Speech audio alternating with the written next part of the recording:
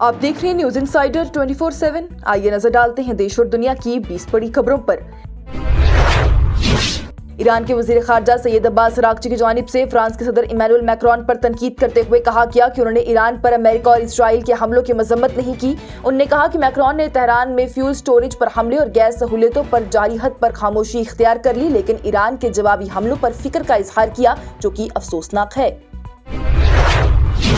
फ्रांसीसी सदर Emmanuel Macron की जानिब से बताया गया कि उन्होंने डोनाल्ड ट्रंप और कतर के अमीर शेख तमीम बिन हमद अल थानी से राब्ता किया और कहा कि जरूरी है कि हर शहरी बुनियादी सहूलियात खासतौर पर तावनाई और पानी के निज़ाम पर हमले रोक दिए जाएं ताकि अवाम और तावनाई की सप्लाई महफूज रह सके।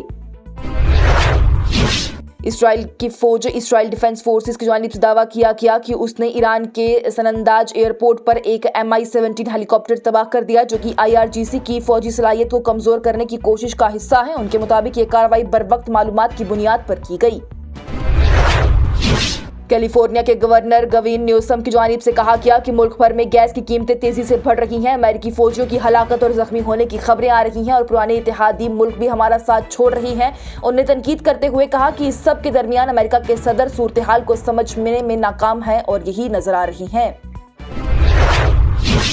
US इंटेलिजेंस चीफ तुलसी गबार्ड की जानिब से सेनेट ब्रीफिंग में कहा गया कि पाकिस्तान और चीन ने उन ममालिक में वो शामिल हैं जो कि अमेरिका के लिए बड़ा जोहरी खतरा बन रही हैं। उन्होंने बताया है कि ये मुल्क नए और जदीद मिसाइली निज़ाम तैयार कर रही हैं जो कि जोहरी और रिवायती हथियार ले जा सकते हैं और अमेरिका तक पहुंचने की सलाहियत भी रखते हैं। उनके मुताबिक अगले 10 सालों में मिसाइली खतरों में बहुत इजाफा होगा और साल 2035 तक मिसाइलों की तादाद 16,000 से ज़ायद हो सकती है।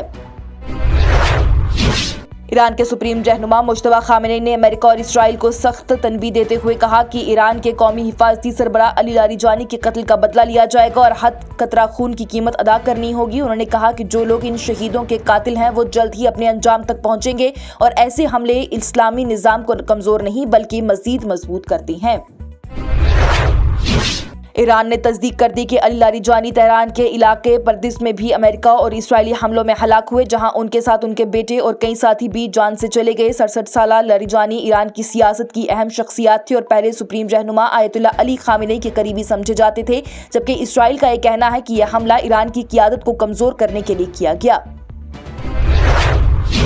ईरान की वजारत खारजा के तर्जुमान इस्माइल बागई की जानिब से कहा गया कि हर ज़मीरदार अमेरिकी शहरी और अफसर को ईरान के खिलाफ जारी अमेरिका और इसराइल की जंग से अलग होने का ऐलान करना चाहिए। ये बयान उस वक्त सामने आया जब अमेरिका के national centre for counter terrorism के डायरेक्टर जोसेफ केंट की जानिब से जंग के खिलाफ एहतजाज करते हुए इस्तीफा दे दिया गया और कहा गया कि वो इस जंग की हिमायत नहीं कर सकते। बागई ने इस जंग को गैर कानूनी करार देते हुए कहा कि यह अमेरिकी अवाम की जंग नहीं बल्कि, जबकि रिपोर्ट्स के मुताबिक इस इस्तीफे से डोनाल्ड ट्रंप की सियासी कैंप में इख्तलाफात सामने आ रही हैं। IRGC की जानिब से कहा गया कि उसने अमेरिका से मुतल्लिक तेल की सहूलियात पर हमले किए, जो कि ऑपरेशन ट्रू प्रॉमिस 4 की 63वीं लहर का हिस्सा है। तंजीम के मुताबिक ये कार्रवाई अमेरिका और इसराइल के हमलों का बदला है और ईरान के तवानाई निज़ाम पर हमले के बाद ही जंग नए मरहले में दाखिल हो चुकी है, जबकि उन्होंने इसराइल के मुख्तलिफ इलाकों में 80 के करीब फौजी हदफ निशाना बनाने का भी दावा किया।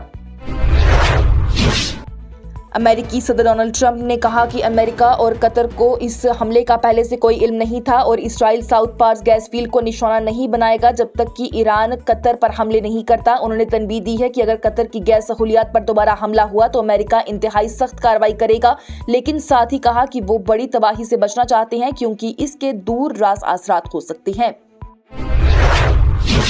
ईरान ने अपने हमलों को तेज करते हुए गल्फ अरब ममालिक की तावनाई की सहूलियात को निशाना बनाया, जहां पर सऊदी अरब के रेड सी पर रिफाइनरी, कतर के LNG प्लांट और कुवैत की 2 ऑयल रिफाइनरीज पर हमले हुए। ये कार्रवाई इसराइल के गैस के फील्ड पर हमले के जवाब में की गई, जिससे कि जंग में बड़ी तेजी आई है और दुनिया भर में फ्यूल की कीमतों में इजाफा देखने को मिला।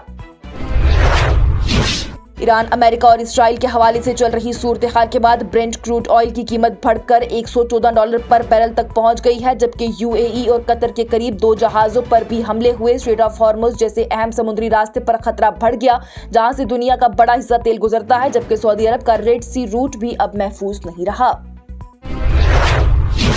कतर की जानिब से बताया गया कि उसके LNG प्लांट पर मिसाइली हमले हुए, उसके बाद आग लग गई जिसे बुझा दिया गया, लेकिन बड़ा नुकसान हुआ और पैदावार पहले से रुक चुकी है। वहीं सऊदी अरब के यानबू शहर में SAMREF रिफाइनरी पर ड्रोन हमले ने उस रूट की सिक्योरिटी पर भी सवाल खड़े कर दिए। ہندوستان کے سابقہ را چیف امرجیت سنگھ دلت کی جانب سے کہا گیا ہے کہ ایران اور اس کنفلکٹ کی تاریخ 20 سے 25 سال پرانی ہے اور ہندوستان ہمیشہ ایران کے ساتھ کھڑا رہا ہے، جبکہ ایران بھی ہندوستان کا ساتھ ہی رہا ہے۔ انہوں نے یہ بھی کہا کہ اس لیے ہندوستان کو ایران کا ساتھ دینا چاہیے اور ان کے مطابق ایران یہ جنگ نہیں ہارے گا، جبکہ ہندوستان کا کردار بھی صورتحال کے مطابق مناسب ہوگا۔ انجمن اوقاف جامع مسجد سری نگر کی جانب سے اعلان کیا گیا کہ خراب موسم کے باوجود عید الفطر کی اجتماعی نماز جامع مسجد سری نگر میں صبح 10 بجے ادا کی جائے گی، جبکہ عید کا خطبہ میر وائز کشمیر مولوی عمر فاروق 9 بجے دیں گے۔ اوقاف نے عوام سے درخواست کی ہے کہ وہ جلدی پہنچ کر خطبہ اور نماز میں شرکت کریں۔ ساتھ ہی حکام سے اپیل کی گئی ہے کہ عید پر کوئی بھی رکاوٹ پیدا نہ کی جائے۔ اس کے علاوہ زکوٰۃ الفطر کی رقم 80 روپے فی شخص مقرر کی گئی ہے، جو کہ نماز سے پہلے ادا کرنا ضروری ہے۔ پاکستان کے سابقہ وزیر جلیل عباس جیلانی کی جانب سے امریکہ کے نیوکلیئر خطرے کے حوالے سے الزامات کو رد کرتے ہوئے کہا گیا کہ پاکستان کے میزائل امریکہ کے لیے کوئی خطرہ نہیں۔ انہوں نے واضح کیا کہ پاکستان کی جوہری حکمت عملی صرف ہندوستان تک محدود ہے اور اس کا مقصد ساؤتھ ایشیا میں توازن برقرار رکھنا ہے، نہ کہ دنیا بھر میں اپنی طاقت کا اظہار کرنا۔ افغانستان کے حکومتی ترجمان ذبیح اللہ مجاہد نے اعلان کیا کہ شوال کا چاند نظر آنے کے بعد جمعرات کو عید الفطر منائی جا رہی ہے، جبکہ پاکستان کے ساتھ ہی 19 سے 23 مارچ تک عارضی جنگ بندی بھی ہوئی ہے۔ یہ فیصلہ سعودی عرب، قطر اور ترکی کی وساطت کے بعد ہوا ہے، جبکہ عطا اللہ ترار کی جانب سے کہا گیا کہ یہ قدم نیک نیت کے تحت اٹھایا گیا۔ یہ سب کچھ اس خونی تناؤ کے بعد ہو رہا ہے جہاں پر کابل میں ہوائی حملے میں سینکڑوں افراد ہلاک ہوئے، جبکہ UN کے مطابق ہزاروں لوگ بے گھر ہو چکے ہیں اور فی الحال عید کے موقع پر یہ جنگ بندی ایک عارضی سکون دے رہی۔